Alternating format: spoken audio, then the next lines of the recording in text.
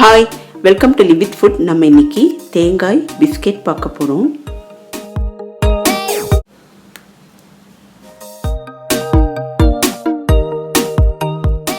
இப்போ ஒரு கடாய் எடுத்துக்கலாம்.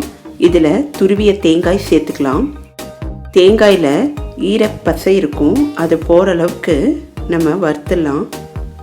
அடுப்பை சிம்மில் வச்சு இந்த மாதிரி வறுத்துக்கலாம். இப்போ ஒரு பவுல் எடுத்துக்கலாம். இதில் கோதுமை மாவு சேர்த்துக்கலாம். சலிச்சு கோதுமை மாவை சேர்த்துக்கலாம். இதோட பேக்கிங் சோடா, பேக்கிங் பவுடர்,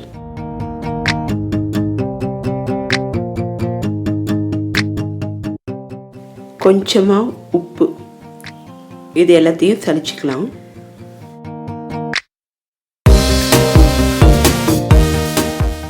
இப்போது இந்த பவுலில் வெஜிடபிள் ஆயில் சேர்த்துக்கலாம்.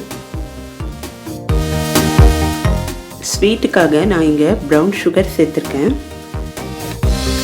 இங்கே கொடுக்கப்பட்ட அளவு இனிப்பு கரெக்டாக இருக்கும். இப்போ நல்லா மிக்ஸ் பண்ணிக்கலாம். இப்போது வாசனைக்காக ஏலக்காய் தூள் கொஞ்சம் சேர்த்துக்கிறேன். இப்போ நல்லா மிக்ஸ் பண்ணிக்கலாம்.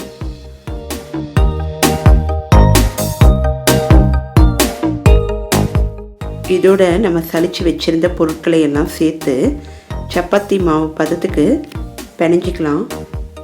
இப்போ நம்ம வதக்கி வச்சுருந்த தேங்காயில் பாதியை இதில் சேர்த்துக்கலாம். மீதியை தனியாக எடுத்து வச்சிடலாம். இப்போது கொஞ்சமாக தேங்காய் பால் விட்டு விட்டு இதை நல்லா பிணைஞ்சிக்கலாம். இந்த மாதிரி நம்ம மாவை பிணைஞ்சி வச்சுருக்கோம்.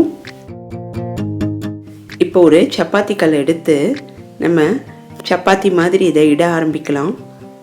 இந்த தேங்காய் பிஸ்கெட் ஈவினிங் ஸ்நாக்காக ரொம்ப நல்லாயிருக்கும்.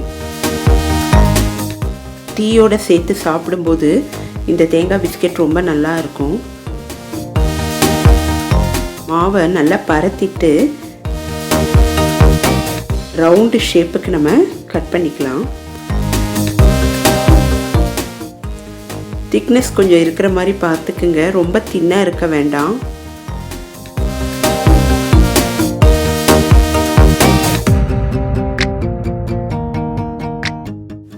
ஓரங்களில் இருக்கிற மாவெல்லாம் எடுத்துட்டு நம்ம இந்த ரவுண்ட் ஷேப்புக்கு நம்ம இதை ரெடி பண்ணிக்கலாம்.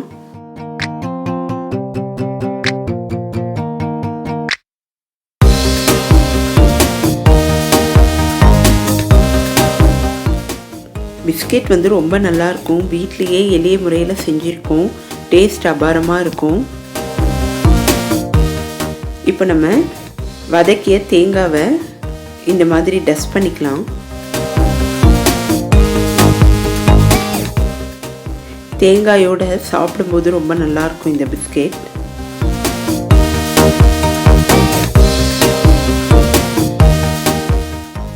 நல்லா மொறு மொறுன்னு டேஸ்ட்டு ரொம்ப அருமையாக இருக்கும். இந்த மாதிரி மாவெல்லாம் ரெடி பண்ணிடலாம். இப்போ ஒரு கடாய் எடுத்திருக்கேன். அதை நல்லா ப்ரீ ஹீட் பண்ணிடலாம் 10 நிமிஷம். இப்போ நல்லா ஹீட் ஆயிடுச்சு. நீங்கள் நான்ஸ்டிக் கடாய் இருந்தால் கூட நீங்கள் எடுத்துக்கோங்க. இப்போது ஸ்டாண்ட் இல்லைன்னா இந்த மாதிரி ஒரு கப்பு வச்சு அது மேலே இந்த தட்டை வச்சிடலாம். நல்லா மூடி போட்டு மூடி வச்சுட்டு அடுப்பை சிம்மில் வச்சிடலாம். 30லேருந்து 35 நிமிஷம் நல்லா வேகணும். ஓரங்கள்லாம் கொஞ்சம் ப்ரௌன் கலர் ஆனோன்னு நம்ம இதை எடுத்துடலாம். இப்போ நமக்கு மொறுமொறுப்பான சுவையான டீ கடை பிஸ்கெட், தேங்காய் பிஸ்கெட் தயாராகிடுச்சு.